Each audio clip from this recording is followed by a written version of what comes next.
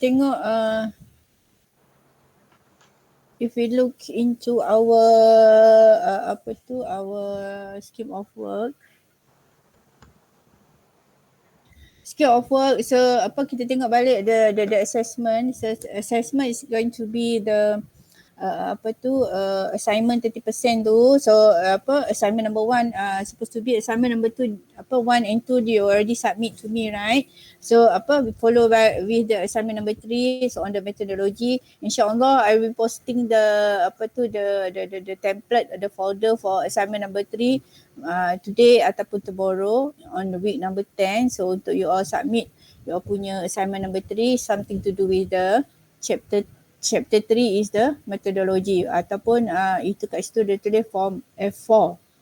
Alright. Untuk for the our syllabus, so the week number is supposed to be that we have approach and the methodology discussions on chapter number 3 on week number 9 and 10. So supposed to be last week and this week we discuss on the approach and the methodology. And then by the end of the week number 10 tu, okay lah, saya akan bagi until week number 11 tu, you need to submit your assignment number 3 tu. Assignment number 3. And then so you have another extra week untuk it's supposed to be uploading into the Turnitin punya software to check the similarity index tu. Wait, number usually it take more than sometimes it take more than 24 hours or 48 hours tau untuk you get the result. Some of you might get within 15 minutes that you already get the supposed to be the result for the percentage on the similarity. But sometimes it take more than 24 hours. So make sure that you check, you uploading you punya similarity ataupun you upload your punya file dalam Turnitin tu earlier sebelum you all submit your punya supposed to be the final draft of your chapter, right? And then it's going to be the presentation it can be either on week number 13 or 14. Saya saya belum discuss lagi dengan other lecturer, so kita akan buat concurrent, so that means that for other program also have the presentation for that particular week. So it's going to be week 13 or 14 by week 11. Kalau 13, so by a week before, so by week 11 tu you need to finish up and submit you need to upload your final draft into the folder yang saya akan bagi kemudian for the supervisor and also examiner have at least 1 week untuk diorang baca. Okay, it will be open, so the folder will be open if there is any editing. Hopefully you tak ada buat lah dah editing after week 11 tu. Tapi if there is a major correction that you buat, try to discuss with your supervisor whether you need to upload sometimes the examiner tak baca lagi, so the you will minta permission daripada supervisor untuk you just upload a new the latest punya draft.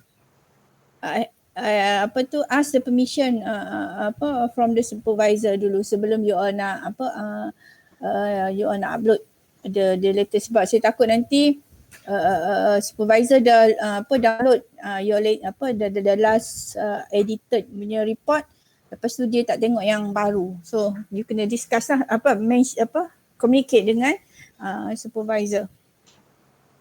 Alright, so supposed to be plagiarism is going to be week number 11, so by minggu depan lah, so that's mean minggu ni metodologi dah siap, so hopefully that you already submit the first draft of your methodology to your examiner, to your supervisor, so supervisor can give a comment. Kalau you all tak bagi, so supervisor pun tak tahu, so that's mean kalau salah it will penalize lah you punya markah, the final markah tu kan. So basically have give the ample time to the supervisor untuk tengok and check you punya draft. Alright.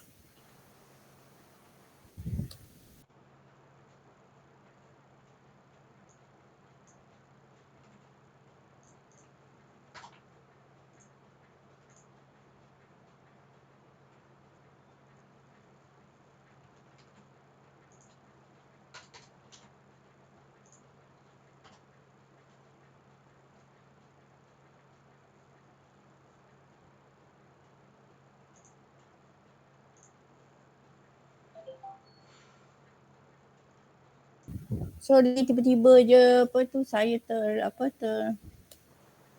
terdelete ada ni sekejap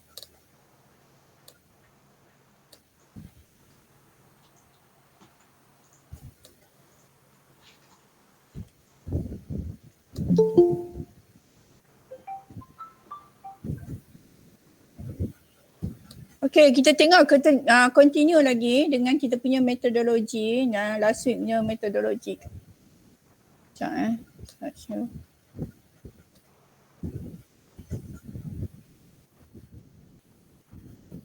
Okay, kita buat revision balik on the methodology. What is the methodology? So basically methodology is general guidelines. So general guidelines for the when you want to solve a problem with the specific components such as phase, task, method, technique or tool. So that's mean you need to give a general guidelines process systematic is supposed to be kan.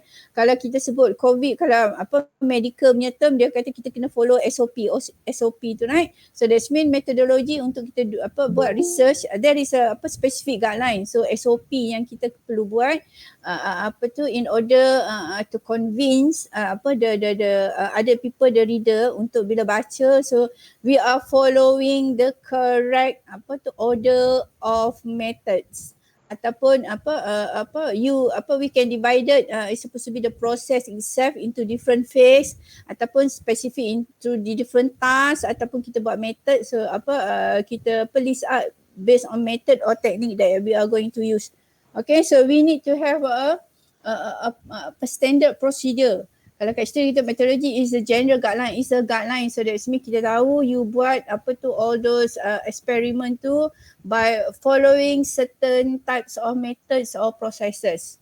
Okay, dia kata kat sini the underlying theory and analysis of how research should and does and should proceed often influenced by the discipline. So that's mean dia ada major differences antara social science kan. So social science punya research methodology and then kita compare dengan computing punya ataupun sciences punya methodology. Even sciences tu pun kalau kita sebut pure sciences, dia orang punya methodology will be different kalau kita compare dengan general science. Specifically kalau kita buat research ataupun buat project on the computer punya project. Even computing punya project pun kalau kita buat on the supposed to be on the application on the programming part, so be different dia punya guidelines dia compare to the kalau kita buat on the hardware part, so the infrastructure. So dia akan ada different. Even kalau dalam computing networking pun kalau kita talk about security, so dia akan ada different methods ataupun teknik yang kita guna as a guidelines. Tambah lagi kalau you all buat macam you all buat IoT kan, yang mana more on the the teknologinya, more on the engineering part. So macam mana? So it's supposed to be the guideline tu dia tak akan ada straight guideline that you need to follow. That's why you kena discuss dengan you punya supervisor what kinds of process ataupun phase ataupun method or teknik yang you nak guna. Kalau macam kalau saya kalau saya macam mana, so if you need to have a clear supposed to be guideline process step untuk solve the problem tu, you looking at you punya objektif tu. You ada dua objektif.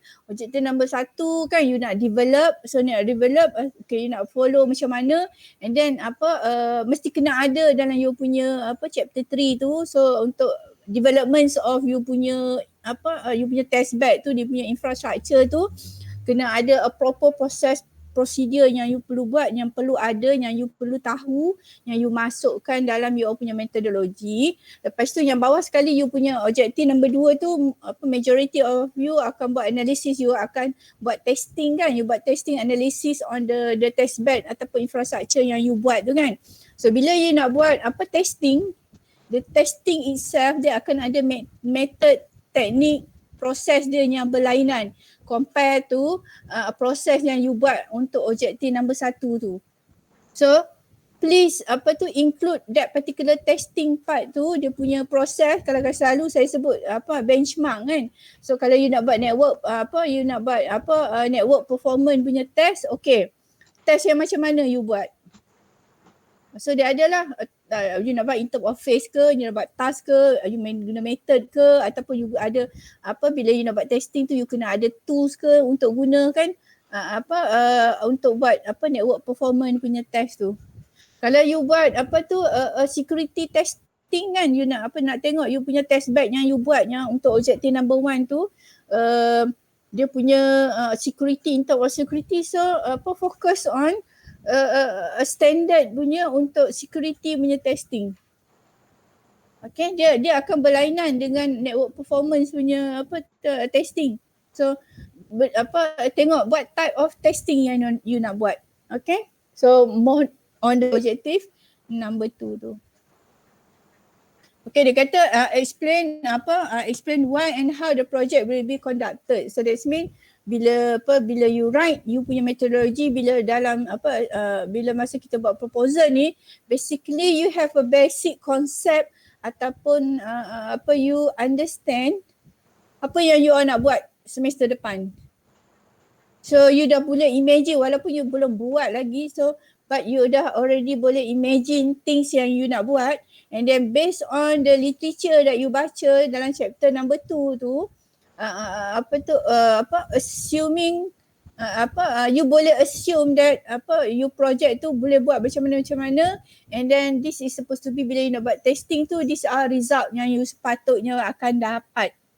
So that's mean you boleh explain. So that's why bila kita buat bila you buat presentation nanti, so the examiner ataupun observer ataupun even the supervisor, kalau you all tak communicate dengan supervisor, supervisor pun akan bertanya soalan. So sebab you tak ada communication dengan supervisor kan.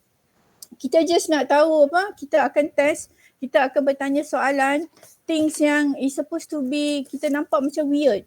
Student ni faham tak apa yang dia nak buat? So kita nak penjelasan. Dalam report tak ada tulis kan, tapi dalam presentation you tulis, so kita nak tahu you aware tak all those difficulty ataupun teknik baru yang you tulis tu, yang you dah explore ke belum? Ni lah on the methodology.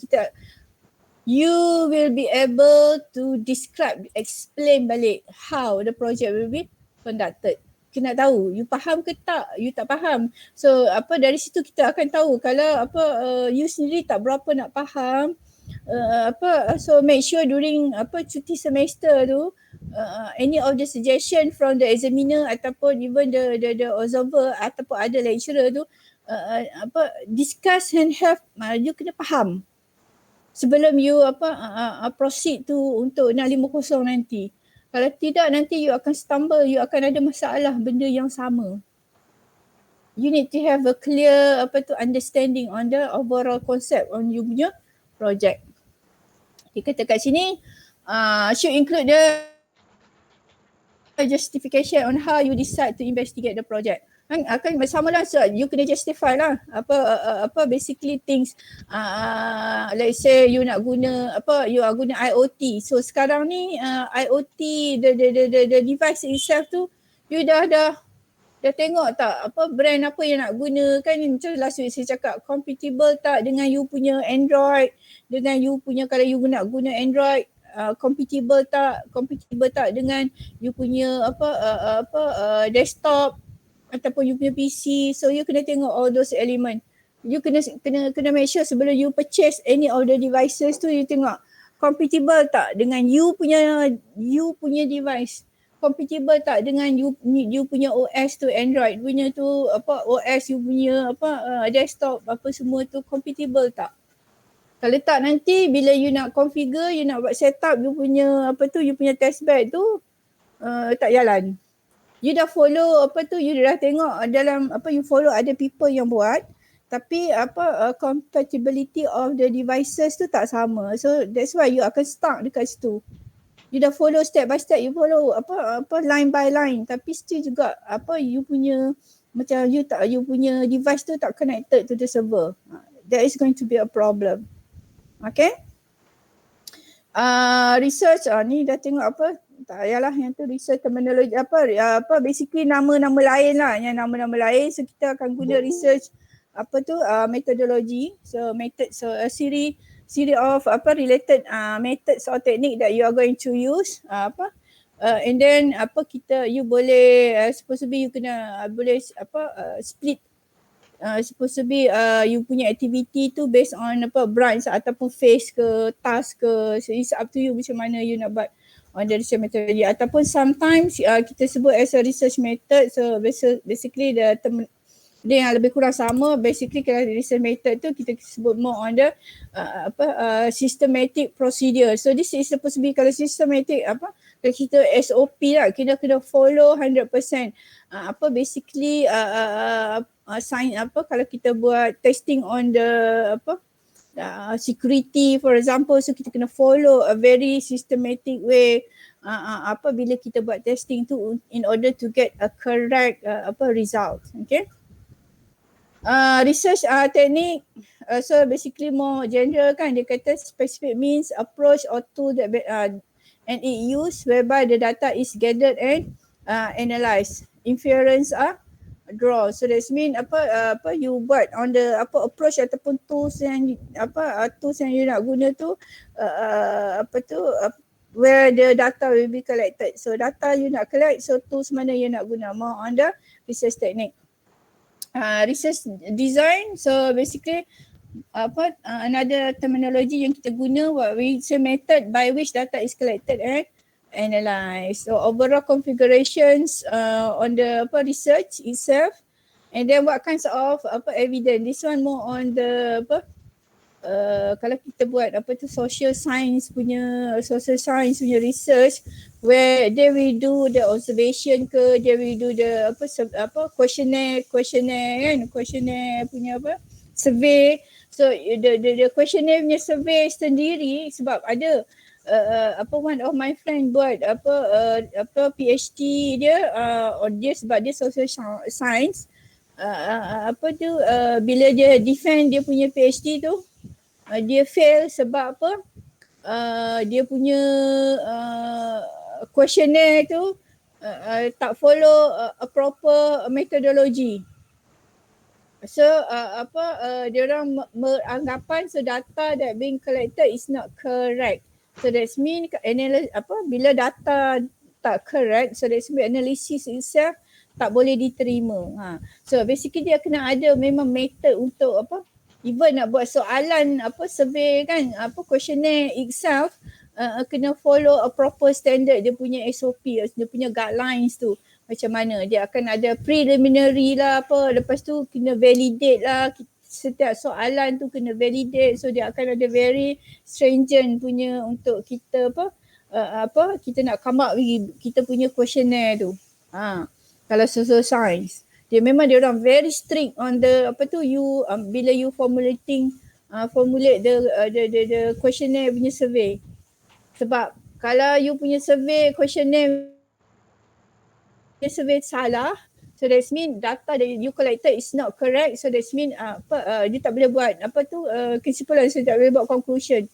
You tak boleh nak you buat analisis, tapi analisis based on the teknik yang salah tak diterima. So dia akan ni lah. So that's mean kita kena proof to the examiner that we are follow certain standard. Okay, dia kat sini dia kata so nanti kalau disconnected you all message dekat ni you all message dekat dekat Telegram ya. Saya sebab saya tak tengok ni. Tak tengok browser punya ni. Alright. Dia kata kat sini there are few research methodologies such as kita sebut application driven research. So that's mean kita develop this one tak suitable untuk you all. You all ada some of you kita tak akan fokus, you would depend untuk development of the application on the interface itself. Tak perlu sangat banyak banyak dia punya content flow dia tu sebab basically you tak belajar sangat on the dia punya procedure ataupun dia punya guidelines untuk develop application on the interface punya part. Tak significant dalam evaluations of your project sebab kita fokus more on the network punya ataupun infrastructure punya testing kan. So application driven ni more on siapa student computer science, student multimedia, ISE, even net centric pun dia orang akan ada buat on the application driven on the more on the front end punya kan. Macam you all ni kita akan tengok what are the back end punya kan, untuk you set up server macam mana, so how you integrate server dengan other devices, all those things. Okay. Empirical analysis, you guna statistical punya teknik. So this is more on the social science. So the empirical analysis more on the statistic numbers. So that means dia akan based on the pure data. So during data being collected by certain technique. So macam kita buat survey ke ataupun kita buat observation kan. Observation mean kan macam kalau you all tengok orang nak study tentang orang hutan, so dia akan stay dengan orang hutan. That is observation. So more on the empirical yang akan guna untuk yang orang hutan tu kita sebut observe performance. So lain dia qualitative. So empirical analysis mean more on the data that you are collected. Okay, kalau you terima survey questionnaire tu that is the kita akan guna certain statistical punya techniques. Okay, so saya tak sure lah you all ada satu subjek you all belajar quantitative analysis apa benda tah QMT 418 rasanya, more on the methods yang untuk statistic numbering kan yang you all guna. Supposed to be you kalau kita buat means percentage tu dia supposed to be the basic, the simplest types of the technique yang kita guna, tapi akan ada lah regression semua all those different complicated punya teknik. So yang tu kalau you all buat questionnaire buat survey kan, so kita akan guna data daripada survey tu untuk kita come up with the gives the solution kita analyse, and then based on that kita akan buat conclusion. Qualitative study dia akan sebut empirical analysis ni more on the quantitative, so that means kita akan deal with the data. Tapi kalau qualitative study, so more on the qualitative tu quality.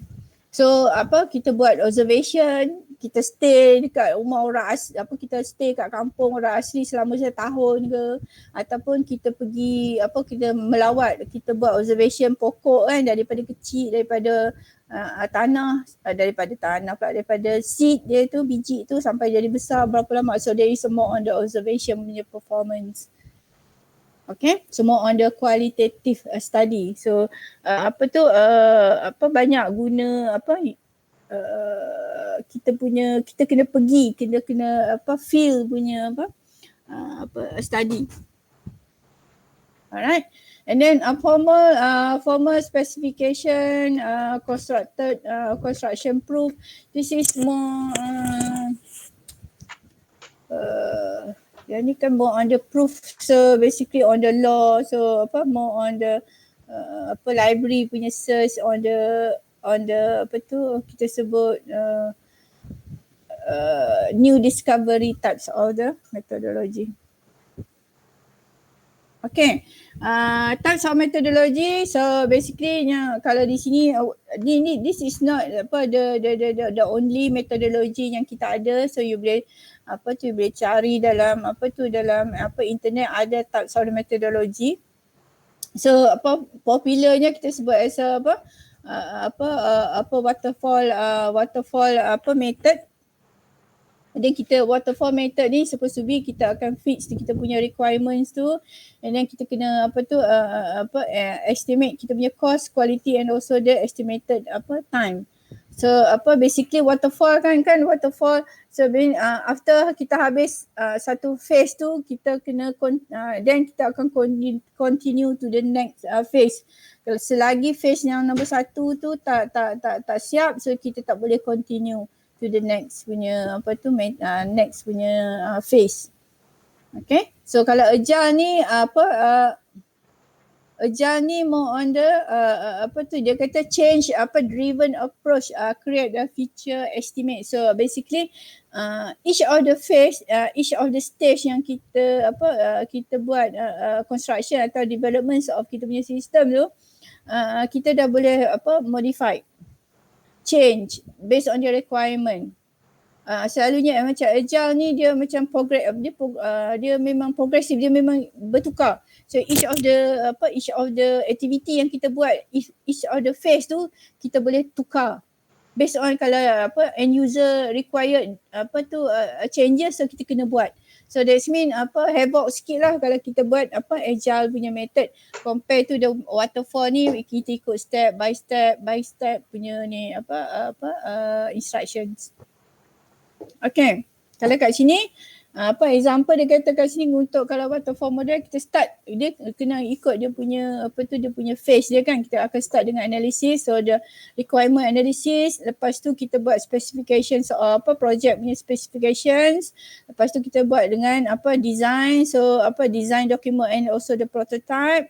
Kita prototype, kalau kita buat dekat sini prototype, basically kita kena kita tunjuk dekat kita punya end user ataupun management prototype kan dia punya front end dia front end punya interface based on the logic kan, interface yang dekat depan tu. So the iterations of the design itself tu end user suka tak, so more on the design, so kita memang tak buat lagi, so more on the kita sebut logical sahaja kan. And then kita buat implementation. Okay, so kita buat develop atau kita iteration demo, and then kita dapat feedback daripada end user, and then kita buat testing and integration. So testing, so that's mean kita kena buat testing on the software punya. Kalau this one testing, kalau you all buat test bed, you all buat you punya architecture, infrastructure you all sendiri, so you kena buat testing lah. So a simple testing yang you buat connectivity to make sure all those devices to connected to the server. Okay, so all those thing kalau if you follow standard testing punya, you kena carilah. Setakat you buat, you ping kan, you ping you ping daripada satu device ke satu device tu, that is consider one of the standard, tapi kena carilah reference macam mana proses testing yang you buat tu untuk you nak buat you nak test dia punya connectivity of all your devices tu. So kena ada ambil satu journal, cari. Kalau you ping sendiri itu bukan guidelines tu kan, bukan metodologi, bukan standard proses yang buat. Memang you just ping the device tu is consider you buat test kan, you test connectivity, tapi kalau untuk akademik ni kena cari reference. Okay, ataupun kita buat integration. So the integration part, rasanya you all punya project you tak ada buat integration sebab you tak ada existing sekejap alamak, cakap lagi seorang-seorang.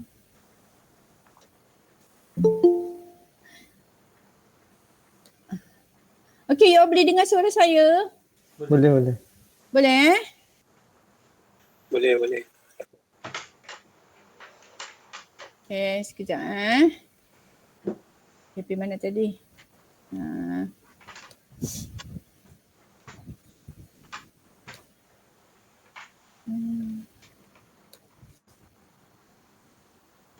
Okay, apa integration ni basically kita usually apa sekarang ni apa the current apa ni most of the organisation dia dah ada sistem dia sendiri kan, and then usually kalau sistem tu apa is running, so most of the organisation tak akan apa tu just let go sistem yang lama untuk sistem yang baru. Usually dia akan apa dia disuruh sistem yang baru kita develop tu kena integrate dengan sistem yang lama. Okay, that is the integration part. So kita apa tu apa integrate daripada existing system yang ada dekat organisation tu dengan apa sistem baru yang kita develop. Tapi most of you rasanya tak perlu buat integration sebab you buat baru kan. So tak ada, just untuk buat apa tu on the testing part saja. Operations and maintenance ni for the real sistem yang buat mesti kena ada buat, supposed to be kena ada maintenance, operations and maintenance. Kalau operations tu sama juga kena standby if there is problems ataupun bugs ke kan, untuk bila kita run kita punya kita kena make sure that all those integration yang kita buat ataupun system development yang kita buat tu is running smoothly. Okay, ataupun maintenance. So basically kalau kita kan ada, kalau even software pun kita ada version-version dia kan, sama jugalah maintenance. So that's mean kita at certain time periodically kita akan buat sistem maintenance. Even nak backup kita punya data, kita nak backup kita punya server, all those things, maintenance tu mesti kena ada dalam dalam part of kita punya overall project punya metodologi. Tapi kalau untuk you all punya project, so tak perlulah untuk on the maintenance part dengan operational part tu. Okay, this one yang saya cakap tadi macam agile methodology, basically dia sama juga, dia punya dia punya proses dia sama. Dia akan basically dia akan cycle dia akan berubah, dia akan buat testing, proses dia sama, tapi dia akan sign off, dia akan klien akan buat testing, klien akan terima ataupun tidak. Kalau dia terima, and then kita akan release kita punya sistem. Kalau klien tak nak terima, so that means kita kena patah balik, kena buat changes. So dia akan agile, so dia akan continuously evolve. Dia kata kat situ agile process is a continuous cycle of improvement. Dia tak akan stop. Kalau macam waterfall tu boleh stop. Tapi kalau kita guna agile punya metodologi, kita tak boleh stop. Kita kena macam ni lah kita punya Android kan, ataupun kita punya OS Windows-nya dia continuous, ada version baru kan. Macam packet tracer dia akan 7.2.3 dan lepas tu 8 10, so that is dia guna agile punya metodologi. So that means dia akan bagi version, release 1, release 2, release 3, so dia akan continuously, dia tak akan berhenti. Okay, this is supposed to be the the difference between the waterfall dengan agile. So that means kalau waterfall kita akan buat analysis, habis phase analysis kita plan, lepas tu kita design, and then kita develop atau build, and then kita test, and then kita deploy, and then kita dah serahkan kita punya project to the owner. Tapi kalau agile ni any part of the process phase tu kita boleh tukar. Dia kata kat situ kan, dia punya requirement can be changed kan, macam kita punya My Sejahtera kan. My Sejahtera tu dulu kalau kita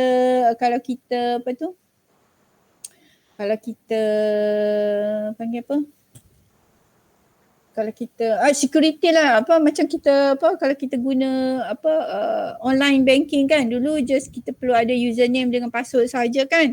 So sekarang ni kita akan ada two layer of authentication lah, ataupun kita ada kita boleh guna fingerprints lah. So dia agile, dia sentiasa berubah, dia akan sentiasa evolve even sekarang ni some of the e-wallets punya tu dia nak kita buat face recognition kan, muka, untuk kita nak tahu that particular account tu belong to which particular person.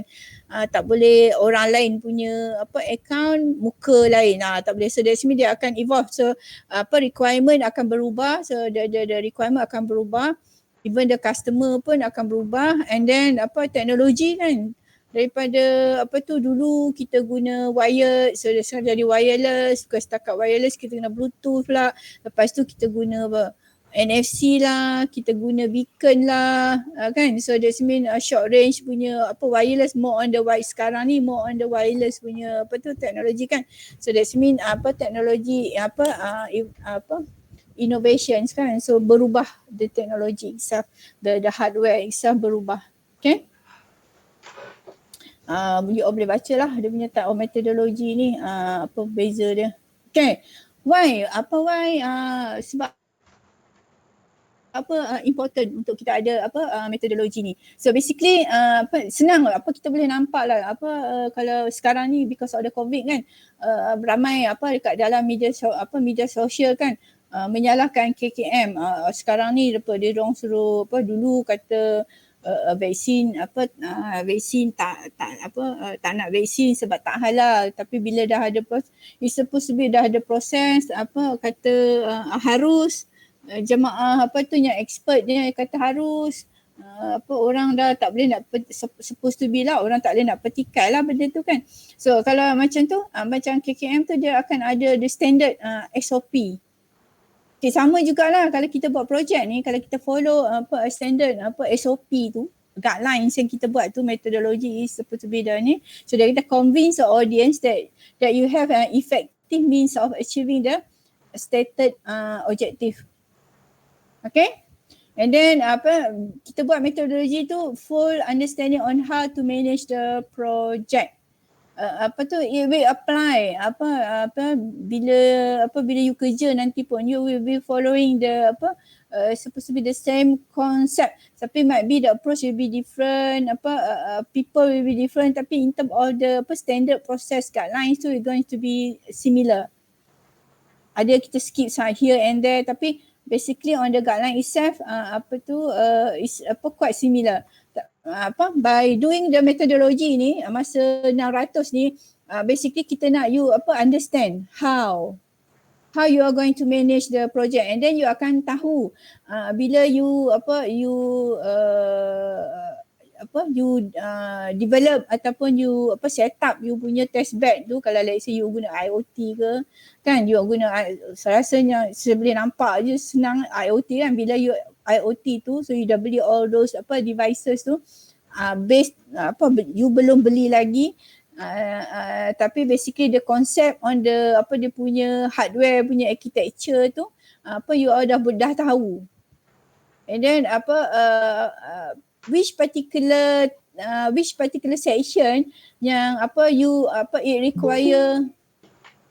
it require more time ataupun it difficult untuk you all ni. So basically you give ample time untuk you buat benda tu kan. Basically conceptually you dah boleh tahu dah part dekat mana yang akan jadi susah, part yang mana yang akan senang. Okay. And jangan fokus supposed to be jangan fokus terlampau lama tempat part yang senang tu. Part yang susah tu give a serious consideration, cuba selesaikan secepat mungkin, so that means you tak akan stuck pada that particular issue sampai habis end of semester. Okay, so ada a few student yang yang akan ada masalah untuk the basic setting up the test bed ataupun you punya hardware punya architecture tu, akan ada a big issue yang you tak boleh buat you even tak boleh nak nak design you punya test bed tu. Sebab saya macam hari tu saya dah bagi example kan, student saya buat VPN untuk set up dia punya dia punya test bed untuk dia punya VPN tu pun dia tak boleh nak buat. So kalau dia punya test bed dia tu tak boleh buat, so macam mana dia nak dia nak run dia punya security untuk buat security testing untuk defend dia punya VPN tu. Macam mana dia nak buat nak buat analisis based on the attack yang dia buat. Dia punya test bed untuk VPN pun tak jalan. So dia akan stuck dekat situ sampai habis semester. So tengok dekat mana which particular component that very critical yang supposed to be yang very significant. Kalau you tak siap, it's going to be a problem. Kalau you tahu benda tu lebih awal, so be easy for you untuk discuss dengan supervisor untuk redirectkan buat benda yang lain. Buat benda isu buat yang lain tapi guna supposed to be area yang sama tapi you twistkan sikit. Supervisor akan tahulah macam mana nak twistkan untuk buat sekurang-kurangnya daripada rate you nak score A sudah turun dah ke untuk sekarang ni middle of the semester. Supervisor kata okay, kita target untuk lulus sahaja. So supervisor akan push untuk lulus sahaja. Sebab all those complexity of the system memang you dah tak boleh buat. So sekarang ni kita fokus macam mana you nak lulus sahaja. So that is very important for you to communicate dengan supervisor. Okay, cerita you punya cerita you punya supposed to be the situation lah dengan supervisor kena discuss. And then selalunya supervisor akan bagi some suggestion or recommendation. Just follow sahaja. Tapi kalau if you think you confident you boleh buat tak ada masalah lah. Tapi selalunya kalau is there is a problem, kalau you tak discuss dengan supervisor, you still just senyap je, at the end memang lah akan implicate dekat you sendiri lah. Alright, so that means you need to have a full understanding on how to manage you punya project.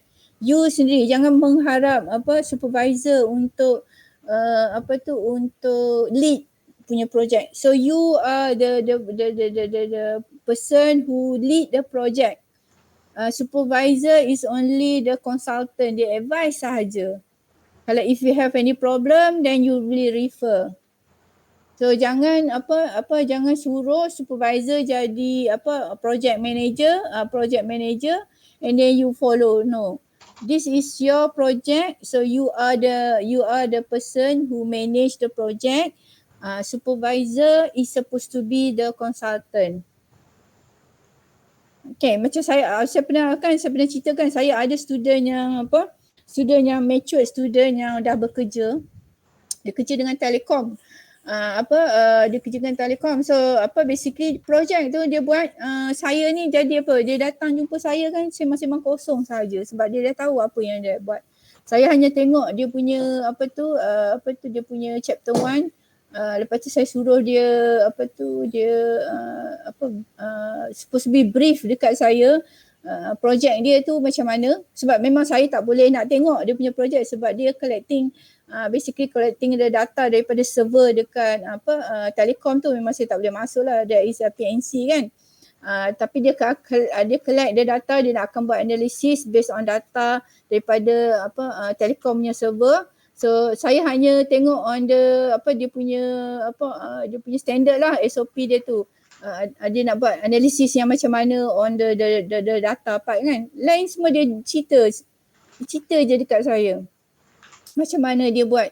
So that's me very independent. So dia tahu apa yang dia nak buat. Saya hanya mendengar, tengok dia punya untuk academic punya requirement ataupun complexity of the system tu dia boleh meet tak. Dia akan ada student yang bekerja, so dia orang in term of the doing the task tu dia orang memang dia orang dah biasa buat. So saya hanya mendengar saja. Dia yang bagi okay, this is apa dia nak buat, so dia yang akan lihat. There is supposed to be things yang you sendiri as a owner of the project tu, you kena you kena sendiri kena faham. Dia kata prove that you clearly understand your task, have a logical time plan for solving the problem. you akan buat gancan untuk which particular sections ataupun task ataupun phase yang you akan ambil masa 2 minggu ke, seminggu ke, sebulan ke untuk buat tu. Bila masa supposed to be satu task tu you rasa you boleh siap dalam masa seminggu. Tapi bila dah seminggu task tu belum siap lagi, ada problem. Kalau benda-benda macam tu, kalau you have a proper planning, so that's mean you boleh discuss dengan you punya supervisor. So should I continue buat benda ni ataupun saya give extra time untuk solve the particular problem ataupun saya move to another sections of the another task. That is all those discussion yang you boleh buat dengan you punya supervisor. Okay? Sama juga dia kata kat situ, have identified all the resources that you need. Kan certain devices tu you kena sebab saya semester lepas ada student guna beacons, dia beli masa dia buat project tu, masa tu baru MCO kan, MCO. So bila dia nak purchase beacons tu daripada overseas, it took a longer time untuk sampai. Saya pun pelik sebab saya order dekat Shopee cepat je dapat, tapi dia punya beacons tu dia order daripada UK rasanya. It takes a longer time untuk sampai dekat dia. Instead of 1 month, 2 months. So that means dia wasted 2 months untuk dia nak menunggu dia punya beacons tu. Student tu ada masa sebulan sahaja untuk dia nak set up, untuk integrate dengan dia punya sistem tu, dan juga untuk run the overall the overall infrastructure tu. So that's mean tak sempat nak buat banyak lah kan. So that's mean testing on the security part, on the dia punya the range tu tak berapa nak concrete. So banyaklah flaws daripada dia punya project tu. At the end instead of dapat A, dia dapat B sahaja. So sebab dia punya sistem tu is running tapi it's not really complicated. All those important element is not being tested. Dia test pun dia cincai-cincai je, dia satu run, sekali run sahaja. So dia akan ada banyak dia punya flaws lah dalam dia punya project. So any of the devices yang you all beli tu, so beli daripada sekarang. So that mean during cuti semester nanti you have ample time untuk play around dengan you all punya device tu.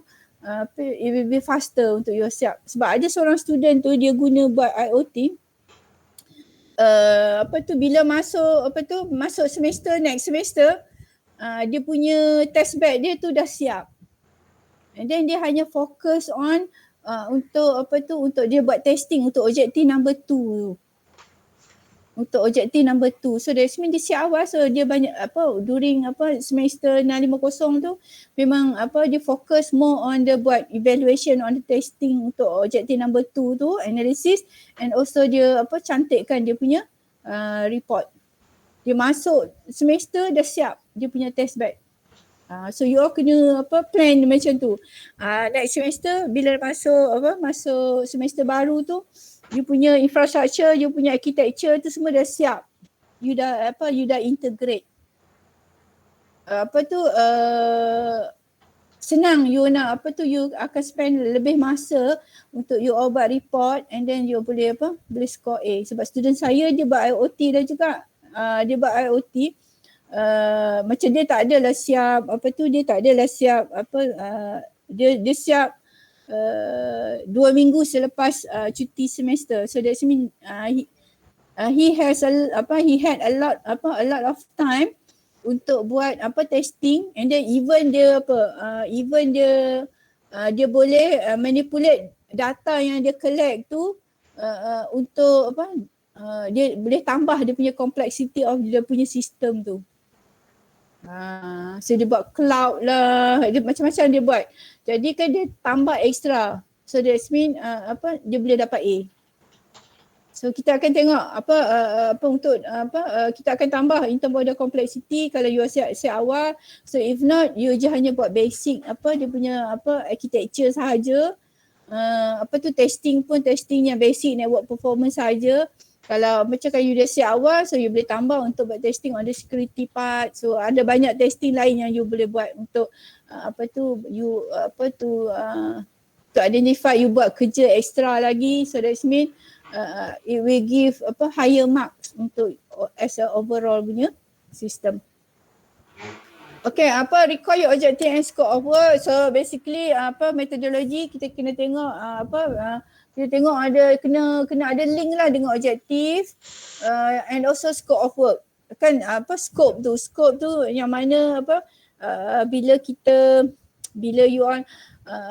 examiner tanya tu certain task tu is supposed to be out of scope, so you boleh defend you punya project. Oh, saya tak cover that particular segment sebab saya hanya fokus untuk performance sahaja. On the security part saya tak buat sebab scope untuk saya punya project untuk solve the problem objektif saya ni hanya untuk tengok integrations of all those devices sahaja. So you boleh supposed to be you boleh convince lah the examiner based on you punya objektif and based on you punya scope kerja tu kan, scope tu things yang out of scope tu you tak buat. Things yang out of scope you boleh buat as a recommendations for the future work. Kita nak akan tengok benda tu lah. So you ada you faham tak objektif you, scope kerja apa yang dia buat, limitation of the work. So recommendation based on project yang you buat tu. There is detail procedure on how you do things describe. Okay, so akan ada detail procedure. Sometimes if too detail, selalunya kita akan letak as a appendix. So nanti you discuss balik kan you tak perlulah letak semua benda dalam you punya metodologi tu kan.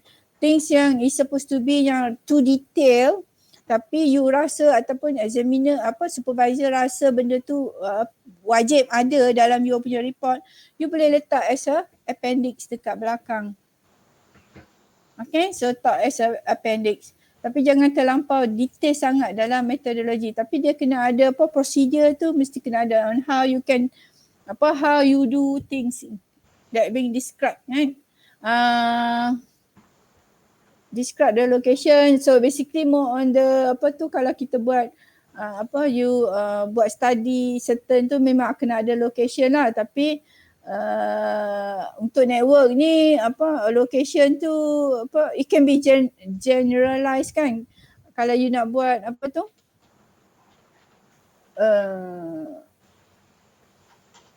location ni is macam dalam indoor ke outdoor ke. So kalau untuk network, kalau wireless je tu kan, kalau indoor kalau kita guna wireless punya tu it can be different dia punya requirement compare tu kalau kita outdoor kan. So all those things kena ambil kira. Sampling methods, you all tak ada buat ni sampling ni more on the sorry. Sampling method tak sangat rasanya. Kalau siapa kita buat pure science tu kena ada sampling tu, nak ambil sample itself tu memang very rigid kan. Ataupun kalau kita buat questionnaire survey, so they very rigid on the sampling part tu. Ni type of data to be collected from the experiment, number of sample. This can be kalau kita nak buat network performance punya testing kan, ataupun security punya testing. So basically the experiment part tu, so you kena beritahu lah detail proses dia macam mana you nak buat experiment tu, and then how many numbers of sample that is enough untuk represented as as a general punya conclusion. So kena tahu berapa banyak sampel yang kita perlu. Alright, approach basically kita start dengan kita punya problem definition, kita punya objektif. So kena relate problems Okay, problem dengan objektif, kita define kita punya problem, daripada tu kita punya objektif tu kena relate dengan solving that particular problem yang kita ada dekat atas tu. And then kita akan tengok on the knowledge acquisition ni knowledge inquiring ni supposed to be based on apa. That's why this one more on the chapter 2 kan. So data collection, so you tengok based on the books. So the priority based on the books, lepas tu on the journal, article online. So you collected all those information daripada all those references. And then you come up with the you punya requirement analysis tu untuk buat you punya test bed tu. What are the requirement yang perlu. Okay. Dari mana you nak fahamkan, so daripada observation, so you akan tengok analysis data from the personal profile, so all those requirement. This is untuk panggil example number 1 ni more on the kita nak develop macam seolah kita punya system kan. So what is the requirement, so that means kita kena tengok to get the information daripada end user. And then kita buat design. So design tu sama juga, kalau design di sini, kalau untuk software more on the application punya design, tapi kalau you all buat on the infrastructure, so kena looking at the infrastructure punya design kan, kena define server apa yang you all guna, IP macam mana, so on the physical punya design. Sebab you all dah belajar kan 55 ITT 550 kan semester ni on the network design kan. So you all kena tahulah. So all those devices, all those services, all those standard yang you all guna, protokol yang you all guna, macam mana you nak buat integration among the devices yang you all guna. So you all kena masuk dalam sini, kat sini. Okay, yang dekat sini. Basically kita tengok on the development. So basically you set up lah you all punya test bed. And integrate kan dekat sini sebut on the interface, dia buat kan coding kan. So kalau untuk software development, so dia akan buat coding on the application, so dia specific detail on the application part. Untuk you all punya network, so on the setup lah, you all set up you all punya server, on the hardware punya setup, the hardware punya integration, macam mana you nak buat the process itself. Okay. So ni terlebih detail. Okay, so this is supposed to be some of the example juga you boleh ikut on the chapter 3 methodology. So you guna framework methodology overview. Lepas tu on the design, design phase tu describe in detail every step that you will include in your design. Lepas tu you kena describe in detail juga theory or of the technique that you are going to use in the project. So on the design part. Lepas tu discuss this one basically you divide 3.3 tu on the design part tu untuk you all buat objective number 1 tu untuk development of you punya project tu. 3.4 you discuss on the evaluation. So basically on the evaluation, so on the network performance ataupun security ke ataupun other types of network ataupun infrastructure punya testing you buat on 3.4. Okay. So kalau yang ni functionality tengok balik untuk on the hardware, kalau kita sebut on the infrastructure punya testing, sama tak dia punya functionality testing kat sini ni. Kalau functionality testing dengan usability testing ni banyak on the application. Functionality testing dengan usability testing more on the application software. Untuk network kita tak guna. Statistical analysis ni pun sama juga more on the statistical ni can be lah. Kalau sebab you buat network performance punya tu, you buat sampling you ada 10 ke, so that means you akan buat certain types of the statistic punya analysis on the percentage on the acceptance of you punya your punya test bed tu. Tapi functionality dengan usability saya tak nak tengok you all tulis dalam you all punya project. Sebab functionality testing dengan usability testing ni untuk system development, untuk application. You all buat hardware, so the infrastructure, so tak akan ada usability testing. dia akan nama testing dia lain. Kalau functionality testing pun nama dia akan lain. Tapi kalau nama functionality testing, usability testing, selalunya dia akan refer to the system development. Yang mana you all pun tak belajar benda ni. Kalau budak naik sensi 251, yes dia orang belajar.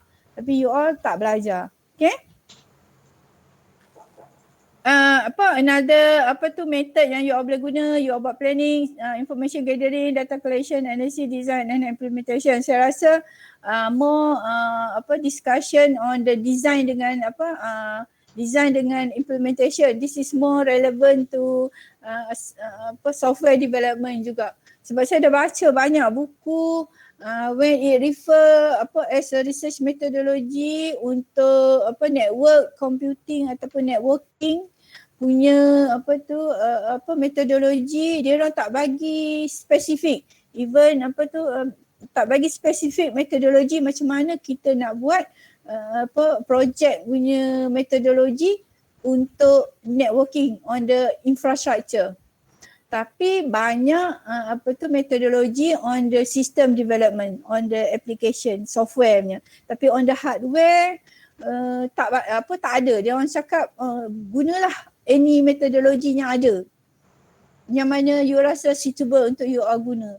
And most of the supervisor dengan examiner pun kadang-kadang kalau macam nampak terlampau terpesong lebih tu examiner akan tegur. Tapi you just follow in term of proses tu you nak buat senang untuk you all tengok. So kita tak ada bising sangat lah on the research methodology tu. Sebab memang profesor pun dia cakap memang tak ada SOP yang satu yang kita boleh follow. Kalau you all boleh follow the engineering part, okay, on the some of you buat on the engineering kan untuk buat testing on the pure hardware punya tu, so boleh tengok on the engineering. So kita macam atas pagar lah, kadang-kadang some akan ada buat on the integration, akan ada application sikit, tapi kita fokus on the hardware. So dia macam tak berapa nak settle nak fix kita punya research methodology. Kalau untuk example nombor 3 ni, dia macam relevant more on the software kan, ataupun application or system development punya methodology. Okay, this one ramai. Example nombor 3 ni ramai student ramai buat on the on the, kalau kita tengok kat sini on the 3.2 kan, methodology overview kan. So basically on how you want to finish up your punya project on the overall project. So ramai yang buat yang ikut yang ni, metodologi example number 3 ni. Dia based on phase, lepas tu dia akan listkan, dia summary kan dia punya activity ni. This particular summary ni untuk you all nak tulis ni, basically dalam section yang lain, so you kena elaborate lah kan, yang saya cakap tadi, detail process and procedure tu kena masuk. This is supposed to be the summary.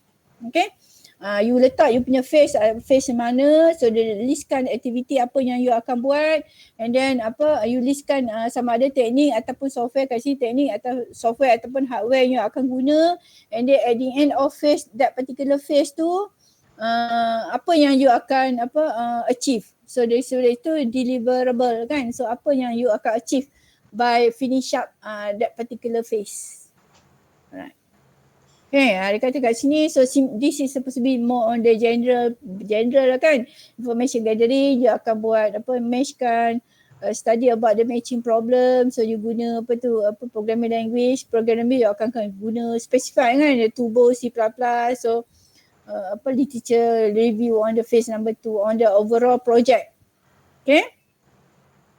Okay, this one basically you kena detail lah kan. Kalau activity come up with the matching logic tu, dalam section seterusnya tu you kena explain lah matching logic apa yang you nak matchkan dengan logic. So all those algorithm tu kena masuk lah. Ambil daripada basically untuk 600 ni, sebab you all tak buat sistem lagi. you just ambil lah sampel daripada journal. Tapi masa 650 nanti, you all kena edit balik lah untuk you punya certain activity tu, sebab you kena matchingkan dengan the actual project yang you buat. All those coding yang you buat, the integration tu, you kena update bila if you are bertukar, you tak ikut yang you buat dalam chapter 3 ni. Okay? Data implementation, coding kan, dia kata guna tools and the product. So kena explain lah. This is supposed to be the summary that you can write as an overview of you punya project punya methodology. Okay, sama juga lah, dia punya ni, this is example number 4, research methodology. Dia start dengan theoretical study, literature review, dia buat data collection, so design and prototyping. Sama juga, more on the application kan, more on the application. You can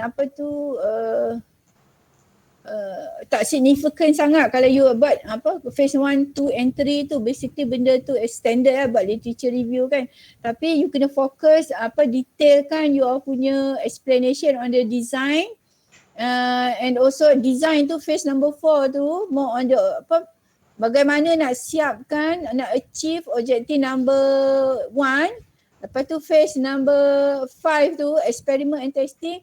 So macam mana you nak achieve objective number 2 tu, you buat testing tu, network performance ke, security ke, atau other types of the hardware punya testing. So phase number 5 tu on the experiment, test macam mana nak buat, dia punya benchmark dia macam mana, dia punya variable apa, all those benchmark tu you dah kena masuk dah dalam phase number 5. Okay. Phase number 6 is supposed to be data analysis and the conclusion.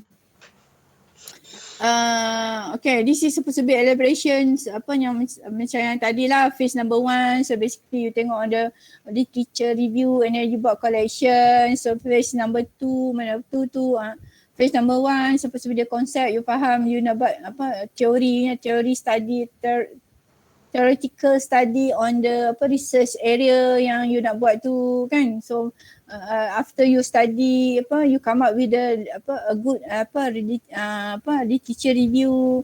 Lepas tu phase number 3, you tengok on the analysis, basically on the system development memang require all those analysis tu, data collect and data analysis, observation ke kan.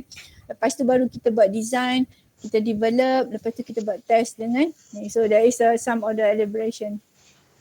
Okay, dekat sini. So what is the method, tips and the guidelines? Saya kata avoid unnecessary detail. Okay, dia kata this is not the instructional manual.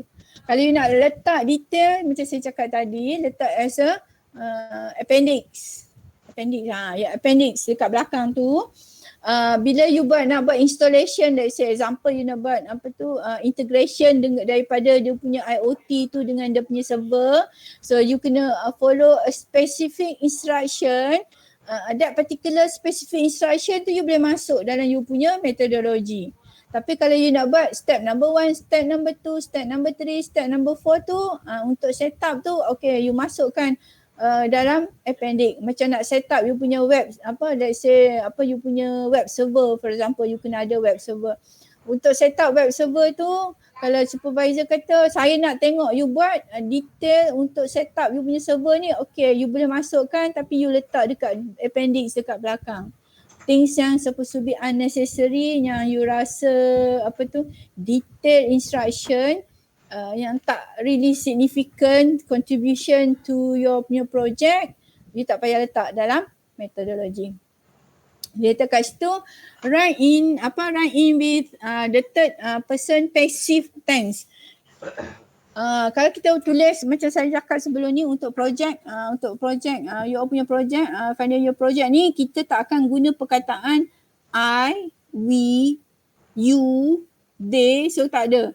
Kena buat bila sentence yang kata I conducted a data collection, for example. You tak boleh tulis I conducted data collected, data tak boleh. You kena data is collected. So you passive kan. So this instead of you guna perkataan I, you tukar. Kalau kat situ kan dia kata data pre-process were performed. Kita tahulah you yang akan perform pre-processnya data. So basically untuk project jangan guna kita punya nama. I, you, we, they, tak boleh. You kena passivkan you punya sentence. Okay? Don't introduce discussion or conclusion in this section. So tak akan ada introduction introduce the discussion and conclusion sebab methodology is supposed to be things yang you akan buat. Takkan siap lagi. Okay, diagram or figure or experimental setup are often useful in order to show the scale and point out an important feature. Basic architecture, you punya hardware architecture, topology, you punya network design tu, so mesti kena ada represented by the you kena buat draw ataupun buat diagram ataupun figures. Mesti kena ada. Supervisors mesti akan tengok you all punya diagram tu untuk you all punya network architecture tu ataupun network framework. Sometimes kita sebut kalau you combine antara software dengan hardware tu kita sebut framework kan. So kita nak tengok framework architecture untuk you all punya overall system tu macam mana. Ataupun you boleh dividekan kan, you boleh dividekan, you specifikan front end dengan back end punya infrastructure tu, architecture tu kena ada, mesti kena ada. Okay, kalau you tak ada benda tu mesti akan ada orang bertanya ataupun you punya architecture tu salah, mesti ada orang akan bertanya. So mesti kena ada.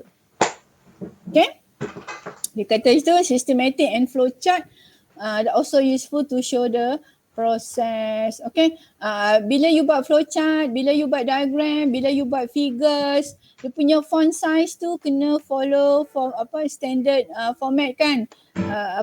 Kena guna TNR kan, Time New Romans, font size number 10. You tak boleh just copy paste orang lain punya format, font size yang berbeza. You kena buat sendiri ikut format yang telah ditetapkan.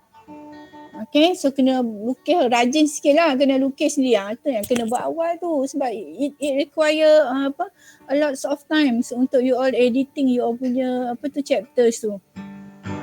Okay, so kalau you tak cukup masa, memanglah you akan copy paste tu. You all punya report pun kan rimah nak baca. Kalau macam saya lah, rimah nak baca. So usually dia akan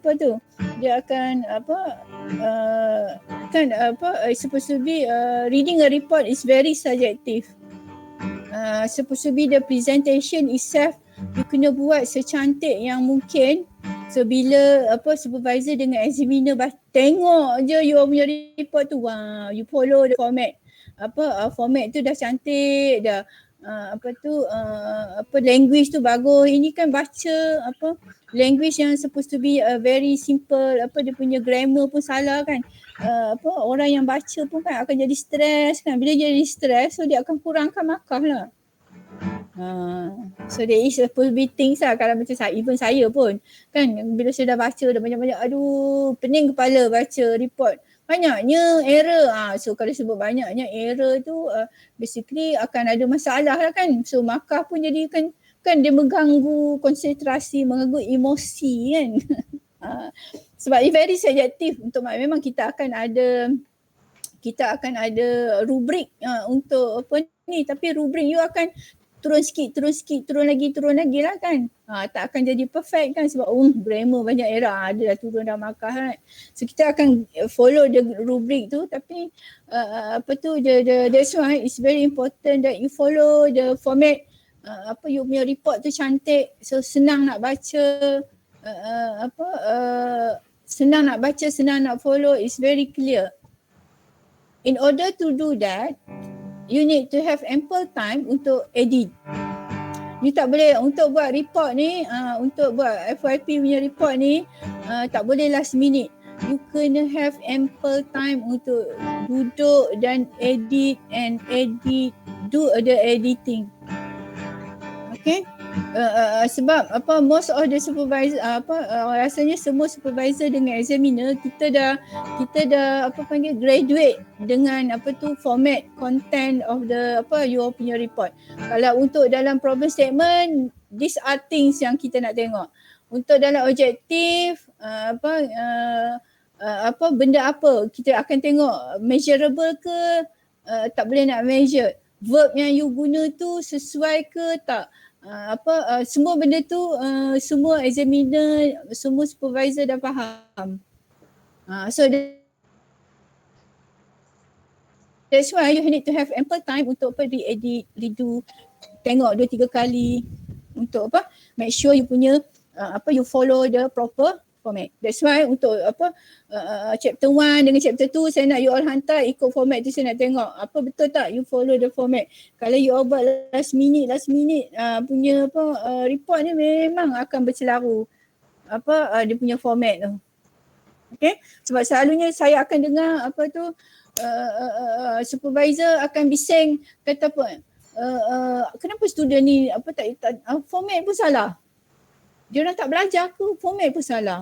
So that means stress kan, you tengok format tak boleh siap dalam masa 1 malam, dalam masa 24 jam sebelum nak submit, you kena buat awal. Editing tu awal. So that means you have ample time untuk you all tengok balik format, boleh tunjuk kat supervisor tengok format tu betul ke tak, re-editing. Okay, lagi banyak you tunjuk dekat supervisor lagi bagus. Okay, so sekarang ni saya even saya pun menerima komen daripada supervisor, kenapa student tak tunjuk chapter 1 chapter 2 pun belum saya tengok lagi. Saya tak tahulah siapa yang belum hantar tunjuk dekat supervisor kan. Dia orang nak tengok supposed to be sekarang ni kalau you all tunjuk dia orang akan bagi advice, buat ni, betulkan kat sini, betulkan kat sini, betulkan kat sini. Bila you all bagi masa final draft nanti, masa tu dah masa tu dia akan fikir on the evaluation, dia akan evaluate. Jadi it's too late. Kan sekarang ni dia akan tuning. Okay, awak buat macam ni, awak buat macam ni, tukar yang ni. So that means dia tak akan evaluate lagi. Dia akan dia tutup mata dia tak akan evaluate. Changes being made, then masa beberapa kali you buat you edit you punya project. So at the end masa dia buat ni, okay, so that means nampak lebih kemas kan. So that is good. Kena tunjuk dekat ni, paksa diri untuk siapkan within the time range yang saya bagi tu. So that means you have ample time untuk tunjuk dekat tunjuk dekat supervisor. Kalau tidak memang you buat sendiri-sendiri, you tak refer dekat supervisor, memang content dia akan ada loophole some here and there. Okay, and then kita akan evaluate based on the final product yang you all buat tu kan. So kalau you tak tunjuk, memanglah even saya pun, saya tak akan kata okay, you punya project, you punya report ni dah 100% perfect, tak payah buat dah, tak ada. Setiap kali tunjuk kat saya mesti ada, saya akan baca detail lagi, saya akan tengok lagi, okay awak tukar kat sini, sebelum ni saya tak tengok, tak terfikir, sekarang ni saya tengok. Memang akan ada changes.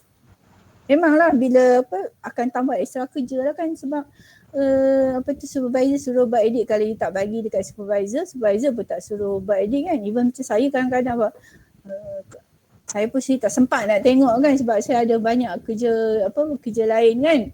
Tapi kalau you all just bagi continuously, kalau you all senyap, supervisor pun lagi senyap je kan. Sebab at the end you all punya supervisor akan grade kan, you all punya markah.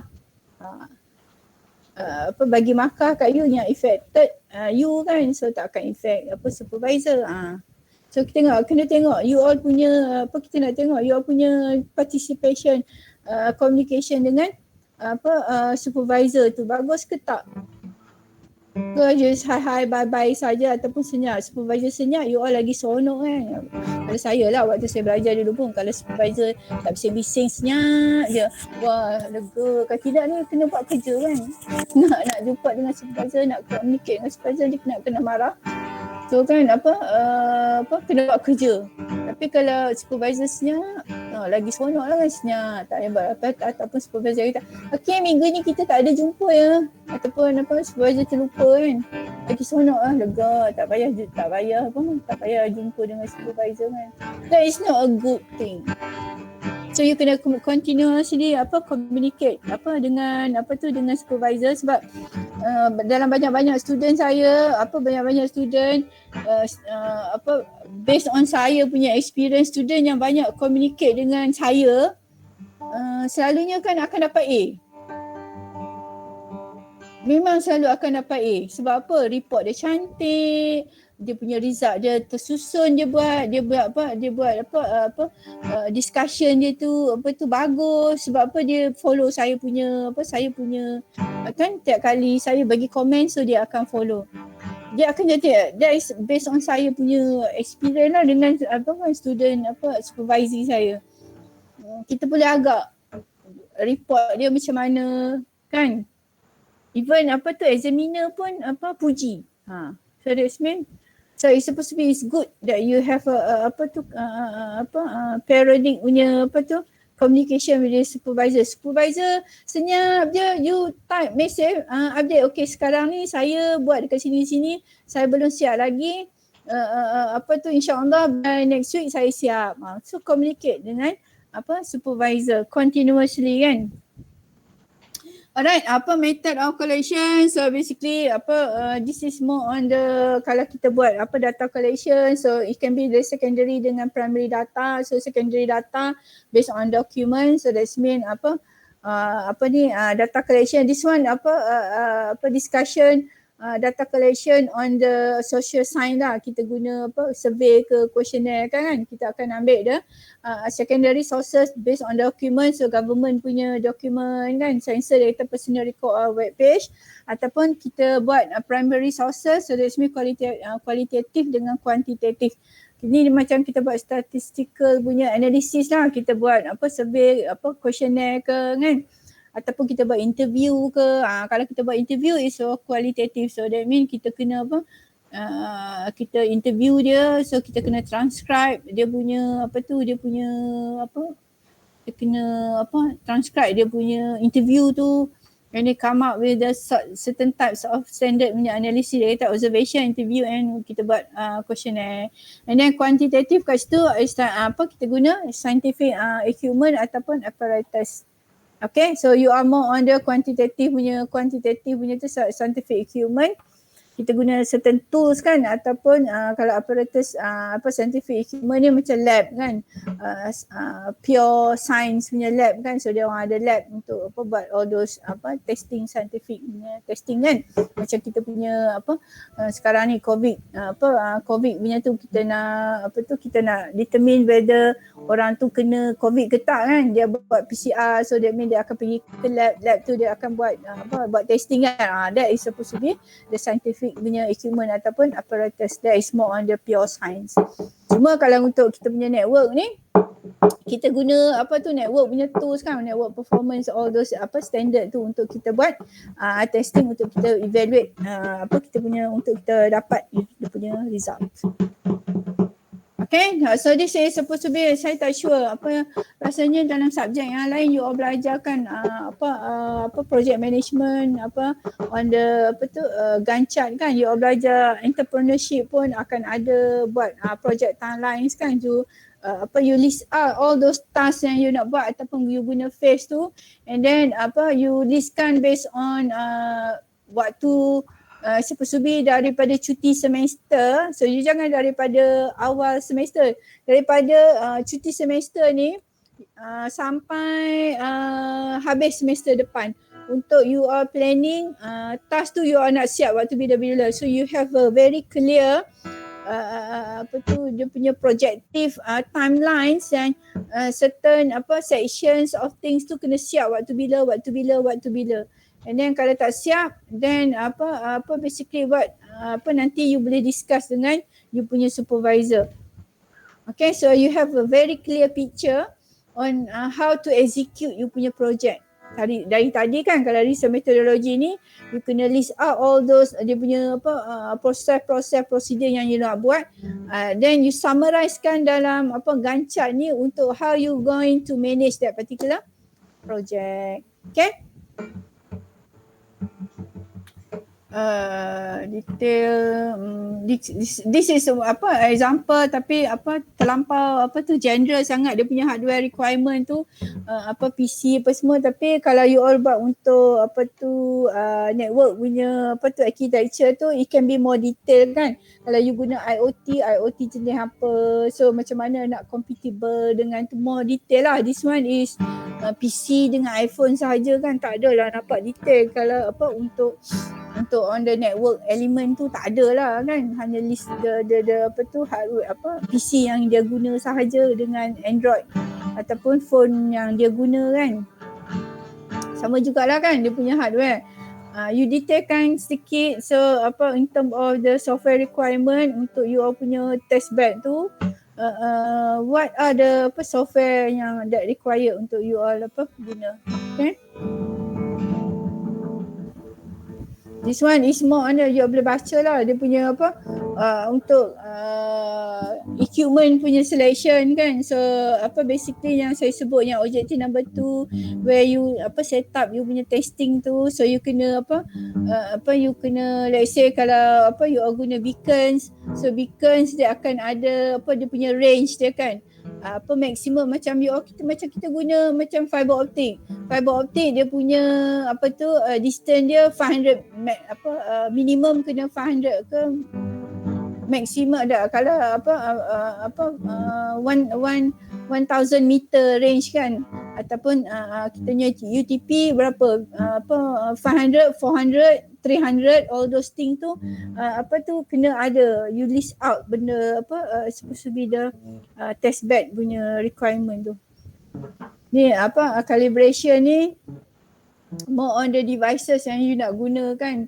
So more on the pure science tu dia akan ada lah for those yang you all buat IoT tu, testing the temperature ke apa semua tu kan, dia kena kena have a proper collaboration lah on that particular dia punya equipment tu. Okay, so dia punya experimental procedure tu, you kena list out, establish the need of the experiment, budget, manpower and time. So saya tak tahulah kalau you nak beli IoT, nak beli beacons, satu beacon tu harga berapa, kalau RM500. So kalau you nak guna 2, so that means you kena ada budget RM1,000 for example. RM1,000, you ada duit ke untuk beli RM1,000 punya worth of the equipment? Okay, so you kena basically you kena carilah dalam research methodology sekarang ni, okay, tengok you boleh tak in term of budget ni you boleh, you ada duit tak untuk beli all those devices tu. Okay, device tu ada satu saja dah perlu, ataupun you kena ada backup another one, so just in case of the first one rosak, so that mean you tak akan waste time untuk beli yang the second one. All those things kena put into the consideration. Okay, begin detail planning on the experiment macam saya cakap tadi. So dia kena ada follow the benchmark tu kalau nak buat testing, macam mana proses detail. Lepas tu establish the variable. So variable apa yang you nak buat testing. So kalau network performance, so nak dia punya variable apa yang you nak tengok, indicator as you punya network punya tu is okay. Okay, the accuracy of the requirement and then also the set up the calculation. It can be sometimes certain testing tu kalau let's say network performance kan, waktu bila yang sesuai untuk untuk you all buat evaluation tu. It can be ada benchmark yang kata okay, untuk buat eksperimen tu 3 kali dalam masa hari dah cukup. Kadang tu every minute kena buat kena get the data. So you kena cari all those supposed to be dia punya benchmark tu. Possible error, so that mean let's say kan you are ping lepas tu 0 kan, so that mean if there is a kena anticipate lah some of the error. Okay, ataupun you punya packet loss tu more than 50% packet loss is going to be a problem kan, so this mean dia akan ada minimum number of packet loss yang kita boleh terima kan. So you kena tengok ada analysis on the possible error. Alright. Modified, collect the data modified, ada experimental, so that's me more on the reconfiguring balik your punya devices tu, and then last kali kita organize and discuss. Uncertainty basically macam kalau yang saya nampak kalau untuk network ni uncertainty dia you all beli the device tu tak compatible dengan all those PC dengan yang you all ada, ataupun you all punya tak boleh nak integrate based on the you all punya OS, dia punya dia punya OS tu tak compatible, so that mean you kena make sure lah beli devices that can be compatible dengan you punya existing device. Kena tengok betul-betul kalau Android tu dia punya OS dia Android berapa, so device yang you nak beli tu boleh tak dia integrate dengan Android yang you punya tu, yang if not you kena beli PC yang baru, yang you kena beli mobile phone yang baru kan, yang the latest punya Android. You punya IoT tu boleh tak run dengan 3G ataupun kena 4G ataupun kena 5G. Sebab saya ada pernah sekali tu student dia nak buat evaluation on the 5G masa tu dah 2 tahun yang lepas rasanya. Dia nak buat testing on the 5G. Waktu tu mobile phone 5G belum ada lagi. Adalah Samsung dah ada, a few yang dah ada, tapi harga mobile phone tu paling murah RM6,000. So kalau dia nak guna 5G punya tu dia kena spend RM6,000 untuk beli mobile phone yang baru. Yang yang ada 5G punya signal. And then bila dia nak buat testing tu dia kena ada 2 mobile phone. So that means dia kena spend RM12,000 untuk beli mobile phone yang ada 5G. So at the end awal-awal lagi dah you ada duit ke RM12,000 untuk beli mobile phone yang ada 5G punya capability? Dia kata tak ada. Tak ada, kita tukar tajuk. Macam itulah. So make sure all those uncertainty on the experiment part, on the dia punya test bed, the devices yang you nak guna tu you dah kena tahu sekarang. So be easy for you untuk tak nak lah jadi benda macam ni. Kan tak mau uncertainty ni. So faulty equipment kan. Collaboration tak betul, tak compatible, server instead of you guna cloud, you set up server sendiri, ataupun instead of you set up server sendiri you guna cloud punya. So all those things based on the integration part tu, so you kena make sure that you tahu. Sama jugalah dengan arithmetic kan. Human uncertainty ni, more on the human ni, kita tak ada buat investigation experiment more on the human kan. Okay, result basically some of the result in terms of the signal ataupun noise accuracy. So some of the problems kan accurate tak you punya you punya testing tu, precision. Alright. Itu aja untuk hari ni. So sebelum kejap Alright, so Ada soalan?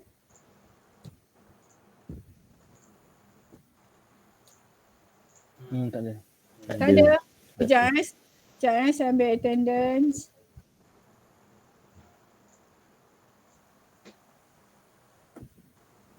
Sekejap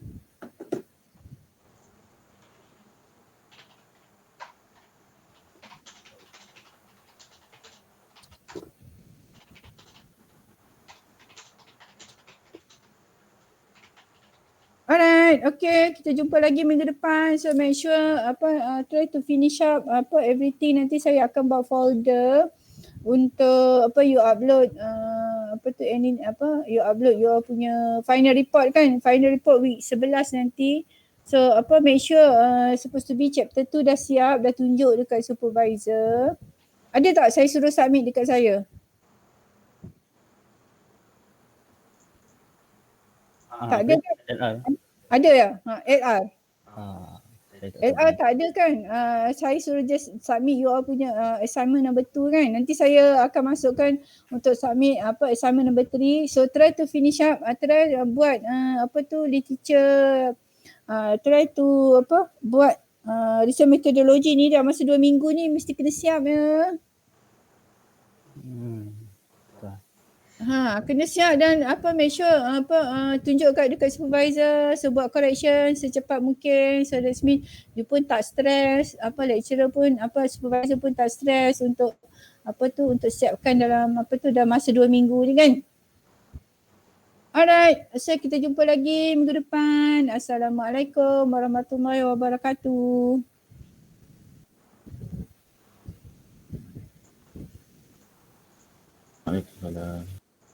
Waalaikumsalam. Terima kasih, Madam. Alright.